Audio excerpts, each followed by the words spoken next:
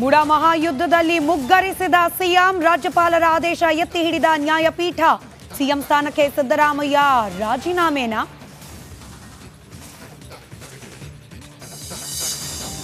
ಭಾಗಿಯಾಗಿದ್ದಾರೆ ಅಂತ ನೇರವಾಗಿ ನಿಮ್ಮ ಮೇಲೆ ಆರೋಪ ಬಂದಿರತಕ್ಕಂಥ ಸಂದರ್ಭದಲ್ಲಿ ಮುಖ್ಯಮಂತ್ರಿ ಸ್ಥಾನಕ್ಕೆ ರಾಜೀನಾಮೆ ನೀಡಬೇಕು.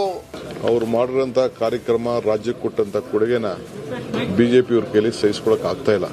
ಅದಕ್ಕೊಂದು ದೊಡ್ಡ ಷಡ್ಯಂತ್ರ ನಡೀತಾ ಇದೆ. ಭಾಗಿಯಾಗಿದ್ದಾರೆ ಅಂತ ನೇರವಾಗಿ ನಿಮ್ಮ ಮೇಲೆ ಆರೋಪ ಬಂದಿರತಕ್ಕಂಥ ಸಂದರ್ಭದಲ್ಲಿ ಮುಖ್ಯಮಂತ್ರಿ ಸ್ಥಾನಕ್ಕೆ ಸಿದ್ದರಾಮಯ್ಯ ಪುರ ವಿರೋಧ, ಜೋರು ವಾಗ್ವಾದ, ಸಿಎಂ ರಾಜೀನಾಮೆಗೆ ಬಿಜೆಪಿ ಆಗ್ರಹ. ಇದೊಂದು ಪಿತೂರಿ ಎಂದು ಕಾಂಗ್ರೆಸ್ ಕೆಂಡ.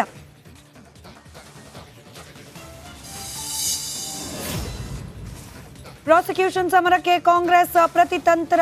ನಾಳೆ ಸುರ್ಜೇವಾಲಾ ನೇತೃತ್ವದಲ್ಲಿ ಮಹತ್ವದ ಸಭೆ. ತುರ್ತು ಶಾಸಕಾಂಗ ಸಭೆ ಕರೆದಿರೋ ಸಿಎಂ.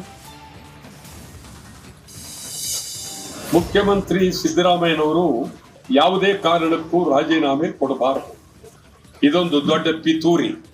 ರಾಜಭವನ ಬಳಕೆ ಆಗ್ತಾ ಇರೋದು ಸರಿಯಲ್ಲ.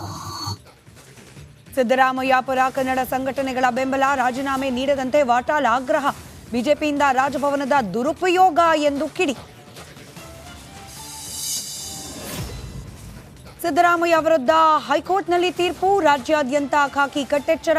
ಪ್ರತಿಭಟನೆ, ಗಲಭೆ ನಡೆಯದಂತೆ ಅಲರ್ಟ್.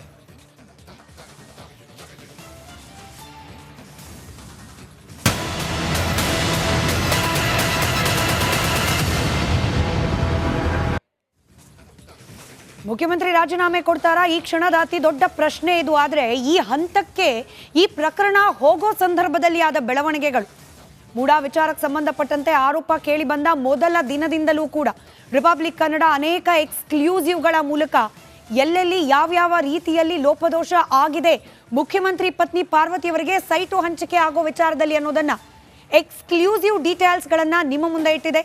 ಅದರಲ್ಲೂ ಪ್ರಪ್ರಥಮವಾಗಿ ಮುಡಾ ಪ್ರಕರಣಕ್ಕೆ ಸಂಬಂಧಪಟ್ಟಂತೆ ಮೂವರು ದೂರುದಾರರನ್ನ ಏಕಕಾಲದಲ್ಲಿ ಸ್ಟುಡಿಯೋದಲ್ಲಿ ಲೈವ್ ಕೂರಿಸಿ ದೂರು ಕೊಟ್ಟಿದ್ಯಾಕೆ, ದೂರಿನ ಸಾರಾಂಶ ಏನು, ಉದ್ದೇಶ ಏನು, ಹಾಗೆ ಯಾವ ರೀತಿಯ ರಿಸಲ್ಟ್ ಅನ್ನ ಅಪೇಕ್ಷೆ ಪಡ್ತಿದ್ದಾರೆ ದೂರುದಾರರು, ಇದರ ಕೂಲಂಕುಷವಾದ ಚರ್ಚೆ ನಡೆದಿದ್ದು ರಿಪಬ್ಲಿಕ್ ಕನ್ನಡದಲ್ಲಿ.